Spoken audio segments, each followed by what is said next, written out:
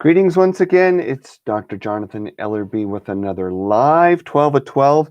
Today is not just live recording, it's live.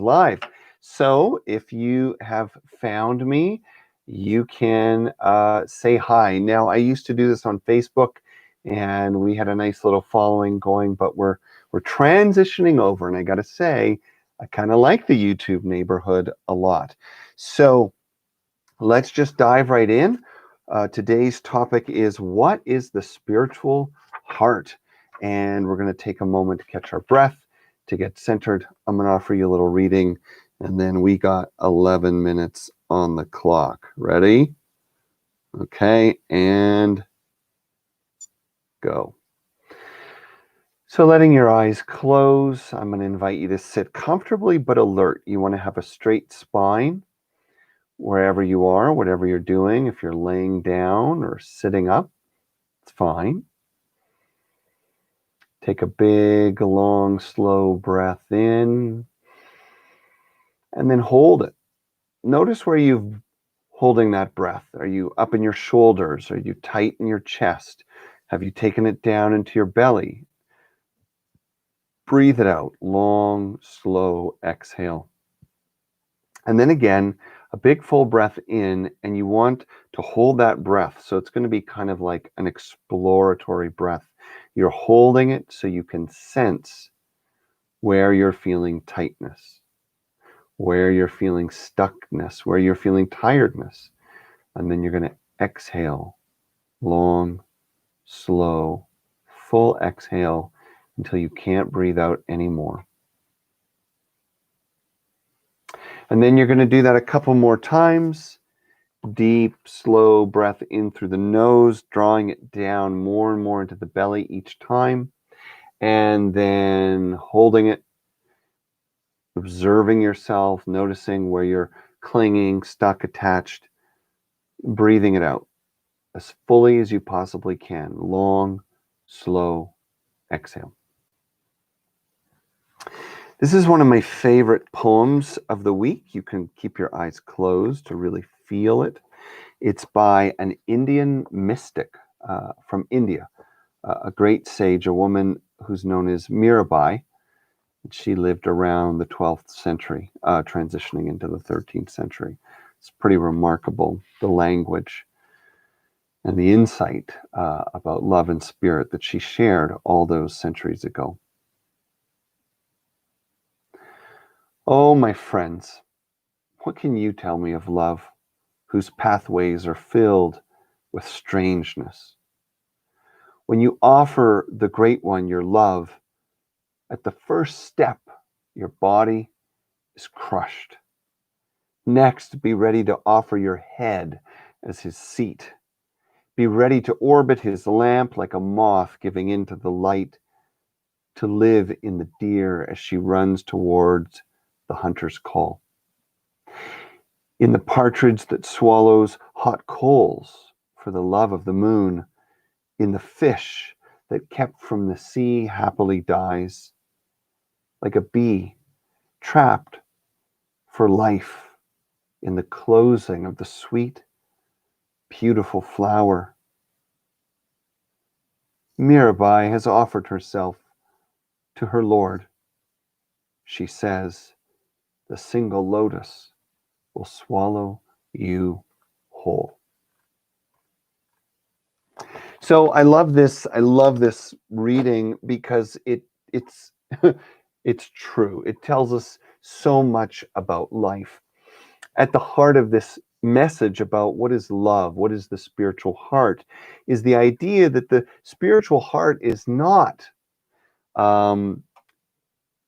what we have been conditioned to believe love in the heart is. So many of us have the conditioning, the feeling, the hope that the true spiritual heart is a place of ease, a place of comfort, a place where we're a favorite, where we find everything we want and everything goes our way.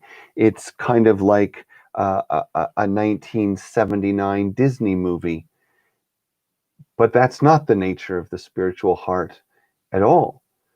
The spiritual heart is fierce. The spiritual heart is willing. The spiritual heart is enduring.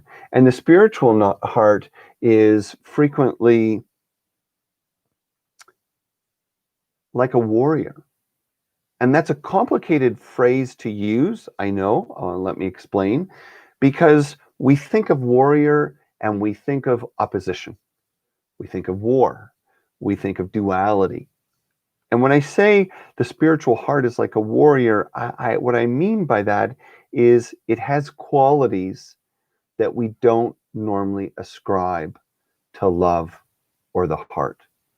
Strength, courage, bravery, endurance. We think of the word warrior in this case in more of an ancient sense or an indigenous sense. In earlier times, to be a warrior was really to be a servant of the community. And a true warrior wasn't out looking for fights. In fact, a true warrior was a peacekeeper, but was ready to do whatever it takes to create that peace, that sacrifice. We have to be careful not to think about these things in such modern conditioned terms. This isn't the Avengers, right? This isn't good and evil. This is about recognizing that as you move deeper into the heart, what at first will feel vulnerable will later feel like enduring strength. This is the lesson of the spiritual heart. We discover that there is a capacity to love within us that needs nothing in return. There is a capacity in us to love in a way that blesses and makes sacred all that we love. To move into the spiritual heart is really to move the world into your loving embrace. And if you look at the wisdom of the great sages and mystics and spiritual masters over the centuries, over the millennia, there is a common phrase, which is that if you want to truly understand God, if you want to be truly enlightened, if you want to truly awaken, then invite everything into your heart. Now, inviting everything into your heart and living from the spiritual heart doesn't mean that you don't have boundaries. It doesn't mean you say yes to tyrants. It doesn't mean you tolerate violence. It doesn't mean any of those things. But what it means is that your strength and passionate service doesn't come from againstness, doesn't come from a warlike mentality, doesn't come from competition, but comes from a place that truly understands our interconnection. And because the spiritual heart truly understands our interconnection, then it knows that the greatest starting point for anything is to stop. It's to listen fully, to feel completely, and then to really let your next step arise. To be centered in your spiritual heart is to see all life without exception as a lesson, all unfolding history as a metaphor for your own internal journey, for your own awakening. In fact, because the spiritual heart makes no distinction between the outer self and the inner self, the other and the self, it actually allows for us to bring all life out of the shadow. Whatever we have denied, whatever we've been ashamed of, whatever we didn't want to look at, it's all lovable. It might not all be worth keeping. It might not all be worth feeding or entertaining, but we can look at it.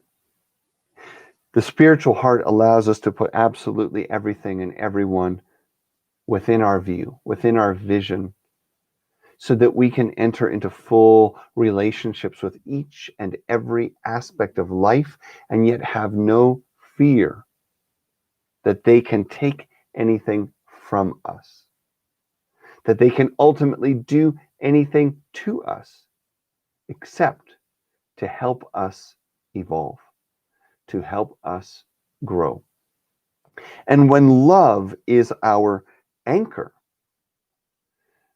then we have the resilience, we have the unlimited access to energy that allows us to stand close to the fire of life and decide from the deepest place in our soul's purpose.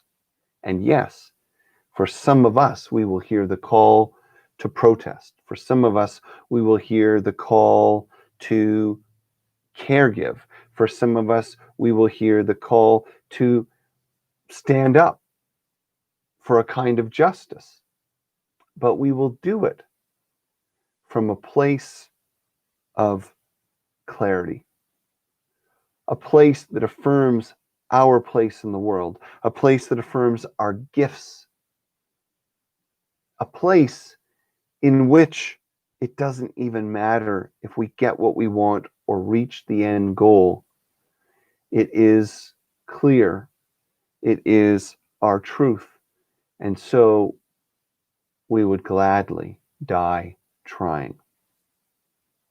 It's a very, very complicated way to live in the world if you've been conditioned to think of love as being a game of favoritism.